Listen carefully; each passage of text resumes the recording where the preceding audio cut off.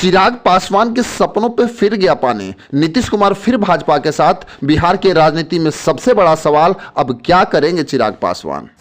चाचा पशुपति पारस का हाजीपुर लोकसभा का दावा गलत नहीं था, क्योंकि चिराग पासवान भाजपा की राजनीति को समझ नहीं पाए। तेजस्वी यादव ने चिराग पासवान को बहुत पहले ही समझाया था कि भाजपा दलित विरोधी है, लेकिन जब नीतीश कुमार भाजपा में जाएंगे तो तेजस्वी यादव की बातें सत्य हो जाएंगी। बिहार की पल पल बदल रही राजनीतिक परिदृश्यों से अब यह साफ पता हो चला है कि नीतीश कुमार जल्द ही एनडीए में शामिल हो सकते हैं।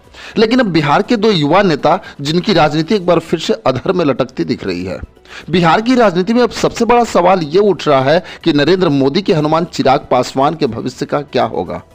जहां हाजीपुर लोकसभा के लिए चाचा और भतीजा लड़ रहे थे, लेकिन भाजपा का कोई भी नेता कुछ बोल नहीं रहा था, क्योंकि इसकी पटकथा तो नीतीश कुमार और नरेंद्र मोदी के G20 के मीटिंग में ही लिख दी गई थी। क्योंकि चिराग पासवान बार बार कहते रह गए कि भाजपा गठबंधन से हमारी बात हो गई है और हम हाजीपुर लोकसभा चुनाव जरूर लड़ेंगे। लेकिन पशुपति पारस भी हाजीपुर के लिए लगातार दावा कर रहे थे, क्योंकि पटना की एक मीटिंग जिसमें अमित शाह और नीतीश कुमार की 45 मिनट तक मुलाकात हुई और उसके कुछ देर बाद ही पशुपति पारस और नीतीश कुमार का मिलना यह तय कर दिया कि अब चिराग पासवान की राजनीति को फिर से एक बार बहुत बड़ा झटका लगने वाला है।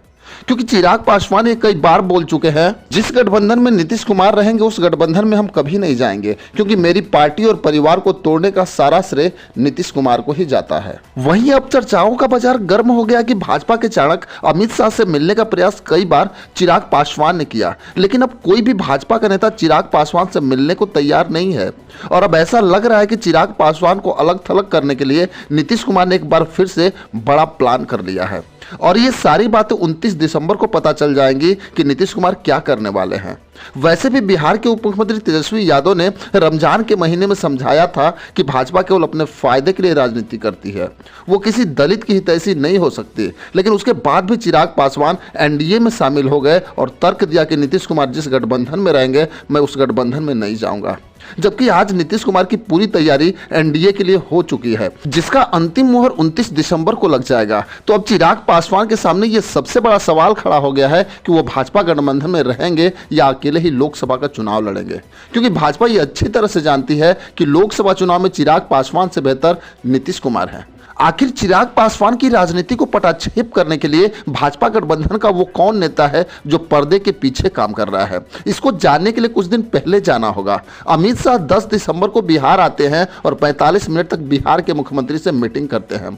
उसके बाद अमित शाह प्रदेश अध्यक्ष सम्राट चौधरी को दिल्ली तलब कर देते हैं। इधर नीतीश कुमार की हरकतों में हो रहे बदलाव से नीतीश कुमार बदले बदले से दिखाई देते हैं।